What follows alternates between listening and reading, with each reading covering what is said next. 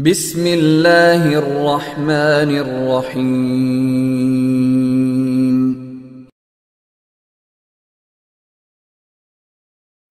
Bismillahirrahmanirrahim. Assalamualaikum warahmatullahi wabarakatuh. Alhamdulillahilladzi bini'matihi tatimmus salihat. Wassalatu wassalamu ala muallimin nasil khair, nabiyyina Muhammadin wa ala alihi wa sahbihi ajma'in. Alhamdulillah, hadirin kaum muslimin yang dimuliakan Allah Subhanahu wa taala.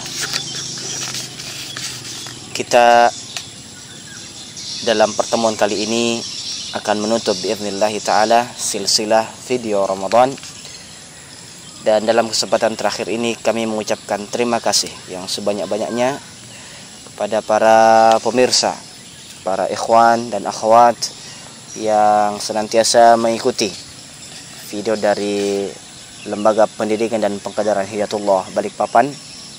Semoga video yang dibuat oleh tim dari LPPH mendapatkan ridha dari Allah Subhanahu wa taala dan menjadi keberkahan dan bermanfaat untuk kaum muslimin seluruhnya, dan bisa menjadi bekal kita dalam beribadah maksimal di bulan suci Ramadan 1440 Hijriah ini. Di akhir liqa ini, ikhwani kaum muslimin yang mulia, kami mencoba menasihati diri dan kaum muslimin seluruhnya berkaitan dengan keutamaan yang Allah berikan kepada kita, yang alhamdulillah Allah Subhanahu wa taala memberikan kesempatan untuk bisa berRamadan kembali di bulan yang mulia, di bulan diturunkannya Al-Qur'an, dan Allah Subhanahu wa taala yang maha memberi kelebihan terhadap sesuatu dari yang lain.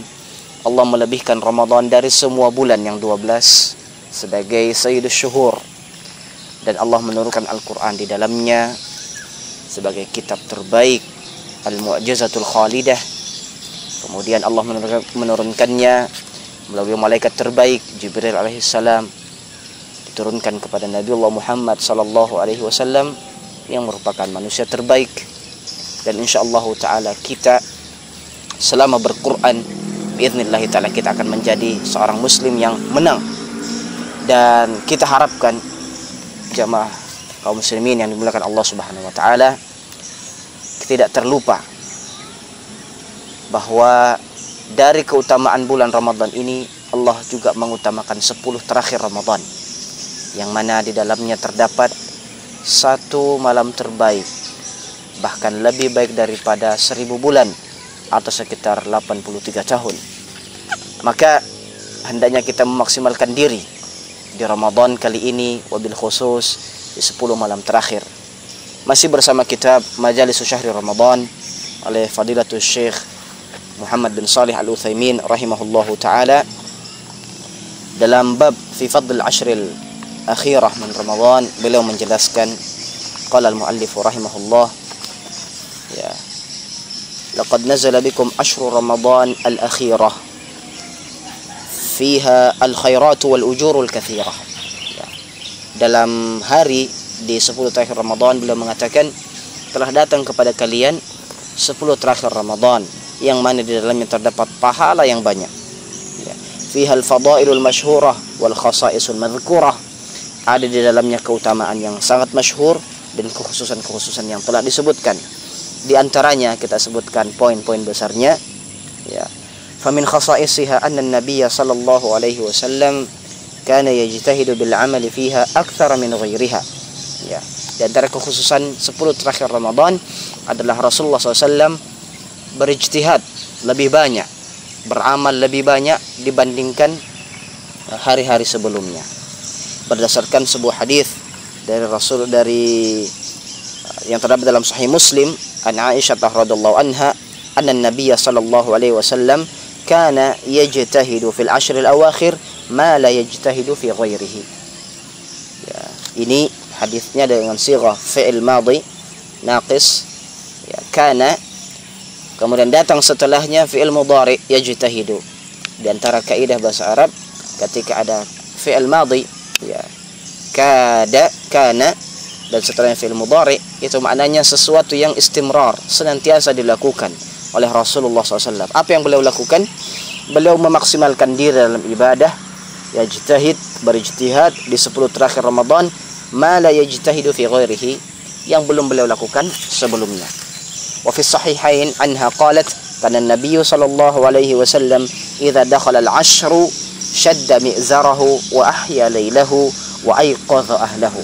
Ada 3 amalan yang dilakukan oleh Rasulullah SAW ketika memasuki 10 terakhir Ramadan. Dalam Sahih Bukhari dan Muslim dijelaskan bahwa Aisyah radhiyallahu anha mengabarkan kepada kita, dulu Rasulullah SAW ya, apabila telah masuk 10 terakhir Ramadan, beliau syadda mi'zarahu wa ahya lailahu wa ayqadha ahlahu, ya, mengencangkan ya sarungnya, kira-kira begitu, mengencangkan pakaiannya. Ini menjadi alamat bahwa beliau memaksimalkan diri dalam ibadah dan meninggalkan istrinya, meninggalkan istri-istri beliau sallallahu alaihi wasallam, dan beliau menghidupkan malamnya 10 terakhir Ramadan. Wa aiqadha ahlahu, tidak hanya asyik dengan pribadi ya, dengan ibadah fardian, tapi beliau juga membangunkan keluarganya. Nah, ini bagian dari keseriusan beliau. Diri dan keluarga dipanggil dan diajak, dipaksa di 10 terakhir Ramadan untuk memaksimalkan ibadah. Ikhwati fillah yang mulia, ini yang coba kita lakukan bersama ya di 10 terakhir Ramadan, dalam sebagai kondisi sebagai pribadi muslim, sebagai keluarga muslimah ya, dan sebagai umat muslimah yang mulia ini, kita bangkitkan semangat menghidupkan sunnah. Di antaranya adalah beriktikaf. Dan Nabi SAW dalam kitab ini digambarkan bahwa beliau SAW senantiasa beriktikaf ya. Beriktikaf. Apa itu iktikaf? Wal maqsudu bil i'tikaf, yang dimaksud dengan iktikaf adalah inqita'ul insani 'anil nas liyatafarragha li ta'atillahi fi masjidin min masajidihi talaban li fadlihi wa thawabihi wa idraki lailatul qadri.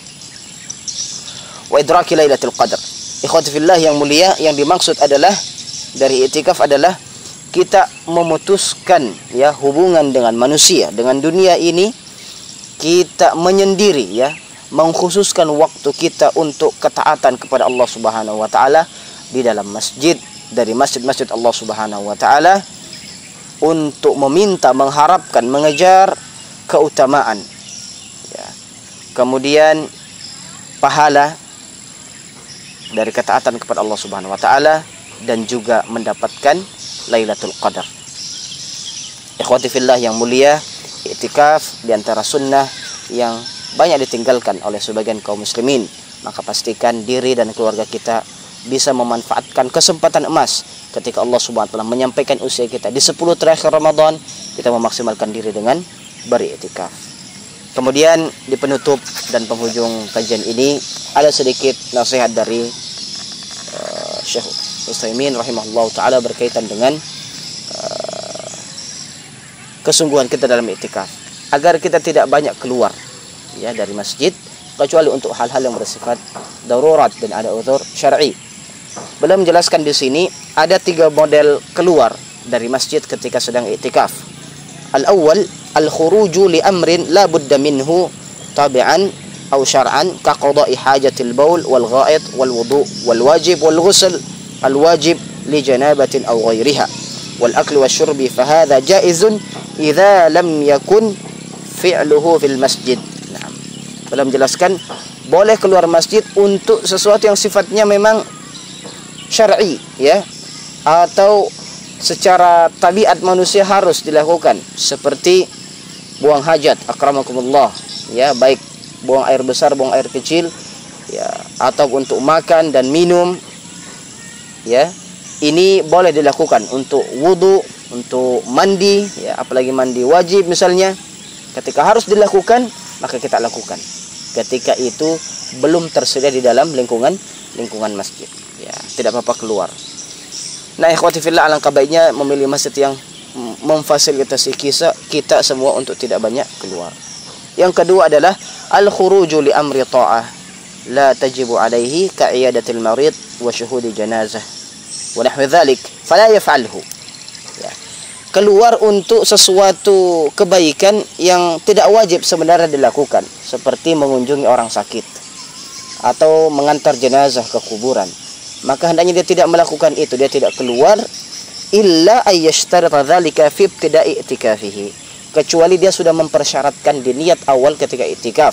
Misalnya dia ingin i'tikaf tapi ada anggota keluarganya yang sakit, maka dia niatkan mungkin saya ingin menjenguknya sekali dua kali agar mendapatkan ketenangan mengikuti kondisinya.